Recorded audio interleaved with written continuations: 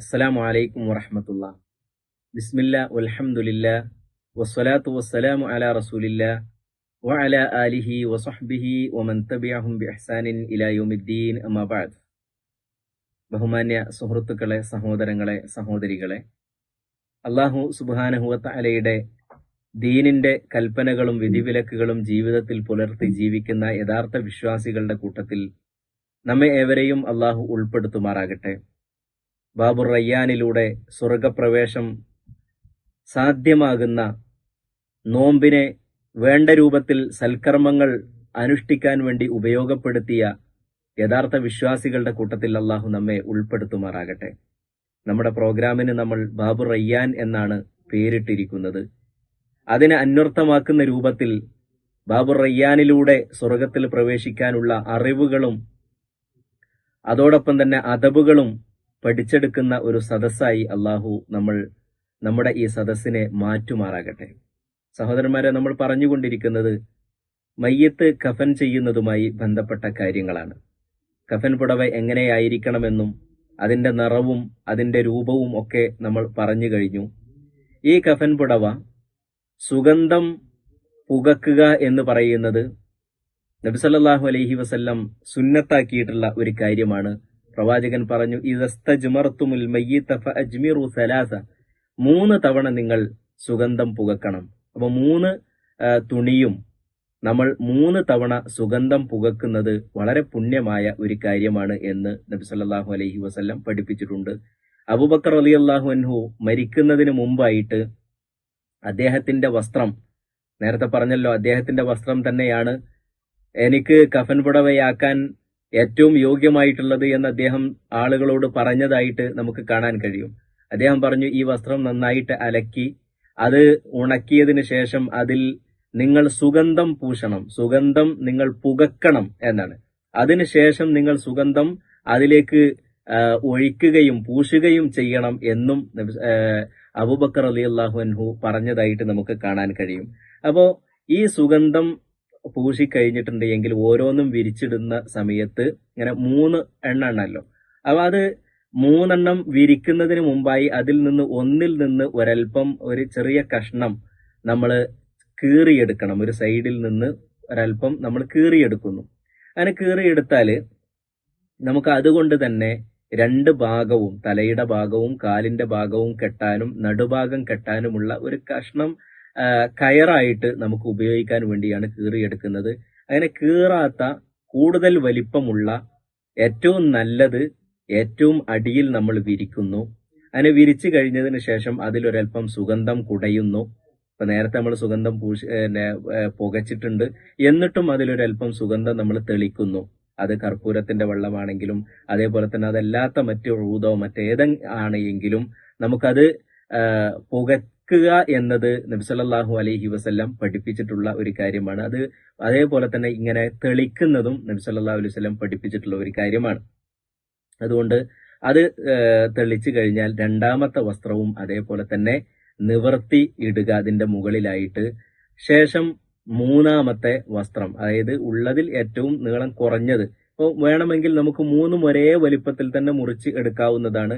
അതല്ല ഒരൽപ്പം കുറവ് വരുത്തുകയാണെങ്കിൽ അത് ഏറ്റവും മുകളിലിടുന്ന അഥവാ മയ്യത്തിനെ ആദ്യം പുതപ്പിക്കുന്നതിലായിരിക്കണം ആ ഒരു കുറവ് വരേണ്ടുന്നത്. അപ്പോ ആ രൂപത്തിൽ ഇത് വിരിച്ചിട്ട് കഴിഞ്ഞിട്ടുണ്ട് എങ്കിൽ മയ്യത്തിനെ നമ്മൾ അതിലേക്ക് എടുത്ത് നേരെ മലർത്തി കിടത്തുകയാണ് ചെയ്യുന്നത്. അവിടെ കിടത്തുന്ന സമയത്തും നമ്മൾ നേരത്തെ കുളിപ്പിച്ചു കഴിഞ്ഞതിന് ശേഷം ശരീരത്തിന്റെ മുകളിൽ ഔറത്തൊക്കെ മറക്കാൻ വേണ്ടി ഇട്ടുകൊടുത്ത ഒരു തുണിയുണ്ടല്ലോ, ആ തുണിയോടുകൂടി ഔറത്തൊന്നും കാണാത്ത രൂപത്തിലാണ് എടുത്തു കൊണ്ടുവന്ന് ഇതിലേക്ക് മലർത്തി കിടത്തേണ്ടുന്നത്. ഇതാണ് ആദ്യമായിട്ട് നമ്മൾ ചെയ്യേണ്ടത്. അതിനുശേഷം നമ്മൾ ശ്രദ്ധിക്കേണ്ടുന്നത് മയ്യത്തിനെ അവിടെ കിടത്തുന്ന സമയത്ത് തന്നെ ആ കിടത്തുന്നതിന്റെ തൊട്ട് മുമ്പായിട്ട് നമ്മുടെ ഈ പിൻഭാഗം വരുന്ന സ്ഥലത്ത് ഒരു തുണി നമ്മൾ വെക്കുന്നു, ഒരു ചെറിയ തുണിക്കഷ്ണം നമ്മൾ വെക്കുന്നു. അതില് നമ്മൾ മയ്യത്ത് കിടത്തി കഴിഞ്ഞതിന് ശേഷം 2 കാലിന്റെയും ഇടഭാഗത്ത് മൂത്രമോ അതല്ലെങ്കിൽ പിൻഭാഗത്ത് നിന്ന് മലമോ വല്ലതും വരികയാണ് എങ്കിൽ അത് കഫൻ പുടവയിൽ ആകാതിരിക്കാൻ വേണ്ടിയിട്ട് നമ്മൾ അവിടെ ഒരല്പം കോട്ടൺ പഞ്ഞി വെക്കണം. കുറച്ച് കൂടുതൽ തന്നെ നമ്മൾ അത് വെക്കുന്നു. അത് വെച്ച് കഴിഞ്ഞതിന് ശേഷം നമ്മൾ അടിയിൽ വെച്ചിട്ടുള്ള ആ ഒരു തുണി ഉണ്ടല്ലോ, ആ തുണിയുടെ ഭാഗം ഇങ്ങോട്ട് മുകളിലേക്ക് നമ്മളൊരു ജഡ്ഡിയൊക്കെ ഇടുന്ന രൂപത്തിൽ ഇങ്ങോട്ടായി വരും. ആ രണ്ട് കാലിന്റെയും ഇടയിലൂടെ ഇങ്ങോട്ട് മുകളിലേക്ക് നമ്മൾ മറിച്ചു വെക്കുന്നു. വേണമെങ്കിൽ നമുക്ക് എന്ത് ചെയ്യാം, ഇത് രണ്ട് സൈഡിലേക്കും പിടിച്ച് കെട്ടുകയും ചെയ്യാം. തുണി ഒരല്പം വലുതാണ് വെച്ചത് എങ്കിൽ ഈ രണ്ട് സൈഡിലേക്കും അതിന്റെ തല പിടിച്ച് നമുക്ക് കെട്ടുകയും ചെയ്യാവുന്നതാണ്. ഇതെന്തിനാന്ന് വെച്ചാൽ ഇത് പ്രത്യേകം ഒരു സുന്നത്തായതുകൊണ്ടല്ല, നേരെ മറിച്ച് നമ്മൾ മയ്യത്ത് കൊണ്ടുപോകുന്ന സമയത്ത് മയ്യത്ത് അങ്ങോട്ടും ഇങ്ങോട്ടും ഇളകുന്ന സമയത്ത് വയറിന്റെ ഉള്ളിൽ നിന്ന് എന്തെങ്കിലും പുറത്തേക്ക് വരികയാണ് എങ്കിൽ അത് കഫൻ പുടവയിൽ ആകാൻ പാടില്ല. അതിന്റെ മണമോ മറ്റോ ഒന്നും പുറത്തേക്ക് വരാൻ പാടില്ല. അതിനു വേണ്ടിയിട്ടാണ് നമ്മൾ അത് ചെയ്യുന്നത്. അതിനുശേഷം പല പണ്ഡിതന്മാരും പറഞ്ഞത് നമ്മുടെ മൂക്ക്, അതേപോലെ തന്നെ കണ്ണ്, വായ, അതേപോലുള്ള ഭാഗങ്ങളൊക്കെ പഞ്ഞി കോട്ടൺ എന്നത് വെക്കുന്നത് നല്ലതാണ്. അതിൽ തന്നെ സുഗന്ധം പൂശിയിട്ട് വെക്കുന്നത് നല്ലതാണ് എന്ന് പറഞ്ഞിട്ടുണ്ട്. പക്ഷെ അതിന് പ്രത്യേകമായ തെളിവുകളൊന്നുമില്ല. എന്നാൽ വായിൽ നിന്നോ മറ്റോ മണമോ അതല്ലെങ്കിൽ മറ്റെന്തെങ്കിലും രക്തമോ മറ്റ് വല്ലതും പുറത്തേക്ക് വരുമെന്ന് നമുക്ക് തോന്നുകയാണ് എങ്കിൽ അത്തരം ചില കേസുകൾ ഉണ്ടാകുമല്ലോ, അതിൽ നമ്മൾ എന്ത് ചെയ്യാം, അവിടെ നമുക്ക് വെക്കുന്നതിന് കുഴപ്പമൊന്നുമില്ല. ചിലപ്പോ ചില മയ്യത്ത് മരിക്കുന്നതിന് തൊട്ട് മുമ്പ് ഭക്ഷണം കഴിച്ചുകൊണ്ടിരിക്കുന്ന സമയത്തൊക്കെയാണ് എങ്കിൽ ആ ഭക്ഷണം ചിലപ്പോൾ അങ്ങോട്ട് ഇറങ്ങിയിട്ടുണ്ടാവില്ല, അങ്ങോട്ട് ഇതായിട്ടുണ്ടാവില്ല. അപ്പൊ അത്തരം സന്ദർഭങ്ങളിലൊക്കെ ഇങ്ങോട്ട് വരാതിരിക്കാൻ വേണ്ടിയിട്ടാണ് അത് വെക്കുന്നത്. അത് പ്രത്യേകമായ ഒരു സുന്നത്തൊന്നുമല്ല എന്ന് നമ്മൾ മനസ്സിലാക്കുക. അപ്പോൾ അത് വെക്കുന്നത് കൊണ്ട് ഗുണമുണ്ട് എങ്കിൽ നമുക്കത് ചെയ്യാവുന്നതാണ്. അതിനുശേഷം മയ്യത്തിന്റെ ശരീരത്തിലൊക്കെ നമ്മൾ നേരത്തെ കഫൻ പുടവയിലൊക്കെ പൂശിയിട്ടുള്ള നല്ല അത്തറുകൾ എന്തെങ്കിലും ഉണ്ട് എങ്കിൽ അതൊക്കെ തലമുടിയിലും അതേപോലെ തന്നെ മുഖത്തും താടിയിലും ശരീരത്തിന്റെ മറ്റു ഭാഗങ്ങളിലൊക്കെ ഒന്ന് ആക്കി കൊടുക്കുന്നത് നല്ലതാണ്. അത് കഴിഞ്ഞതിന് ശേഷം നമ്മൾ എന്ത് ചെയ്യുന്നു, കഫൻ ചെയ്യാൻ തുടങ്ങുകയാണ്. കഫൻ ചെയ്യാൻ തുടങ്ങുന്ന സമയത്ത് ഇപ്പോൾ അതിന് നമുക്കൊക്കെ അറിയാം, ഈ ശരീരത്തിൽ എല്ലായിടത്തും ആക്കുക എന്ന് പറഞ്ഞാൽ എല്ലായിടത്തും നമുക്ക് ആക്കുന്നതിന് പ്രശ്നമൊന്നുമില്ല. പ്രത്യേകിച്ച് പല പണ്ഡിതന്മാരും പറഞ്ഞത് സുജൂദിന്റെ നെറ്റിയില്, മൂക്കിന്റെ ഭാഗത്ത്, അതേപോലെ തന്നെ നമ്മുടെ കൈ വെള്ളകളില്, കാൽമുട്ടുകളില്, കാൽ വിരലുകളുടെ ഇടയിൽ, ഇതൊക്കെ സുജൂദിന്റെ സ്ഥാനങ്ങളാണല്ലോ. അവിടെയൊക്കെ പ്രത്യേകം ഒരു അത്തർ പൂശുന്നത് നല്ലതാണ് എന്ന് പറഞ്ഞ പണ്ഡിതന്മാരുണ്ട്. അങ്ങനെ ചെയ്യുന്നതിന് വിരോധമില്ല എന്ന് മാത്രമേ ഉള്ളൂ. അത് പ്രത്യേകമായൊരു സുന്നത്തൊന്നുമല്ല. അതിനുശേഷം നമ്മൾ മയ്യത്തിന്റെ കഫൻ പുടവ ഒരു ഭാഗത്ത് നിന്ന്, അത് ഇടത് ഭാഗത്ത് നിന്ന് വലത്തെ ഭാഗത്തേക്ക് ആദ്യം നമ്മൾ മറിച്ചിടുന്നു. ഇടത് ഭാഗത്ത് നിന്നുള്ള തുണി, ഒന്നാമത്തെ തുണി, ഏറ്റവും മുകളിലുള്ള തുണി വലത് ഭാഗത്തേക്ക് നമ്മൾ മറിച്ചിടുന്നു. എന്നിട്ട് തലയുടെ ഭാഗവും നടുഭാഗവും അതേപോലെ തന്നെ കാലിന്റെ ഭാഗവും ഒക്കെ നമ്മൾ നന്നായിട്ട് ഇതാക്കുന്നു. അപ്പൊ അതിനു മുമ്പ് തന്നെ നമ്മൾ ശ്രദ്ധിക്കേണ്ടത് കൈയൊക്കെ നമ്മൾ കിടത്തുന്ന സമയത്ത് തന്നെ നല്ല ശരിക്കും ഇങ്ങനെ നിവർത്തി വെക്കണം. കാല് രണ്ടും കൂട്ടി വെച്ചിട്ടൊക്കെ ആയിരിക്കണം നമ്മൾ ഇത് തുടങ്ങേണ്ടുന്നത്. അതിനുശേഷം ഈ തുണി നമ്മൾ ഇടത് ഭാഗത്ത് നിന്ന് വലത്തോട്ടും, പിന്നീട് അങ്ങനെ ശരിക്കും നല്ല വലിച്ചു പിടിച്ചതിന് ശേഷം ഇടത് ഭാഗത്ത് നിന്ന് വലത്തോട്ടും ഇങ്ങോട്ട് രണ്ട് ഭാഗത്തേക്കും മറിച്ചിടുകയും അത് ശരിക്കും അങ്ങോട്ടും ഇങ്ങോട്ടും മറിക്കുന്നു.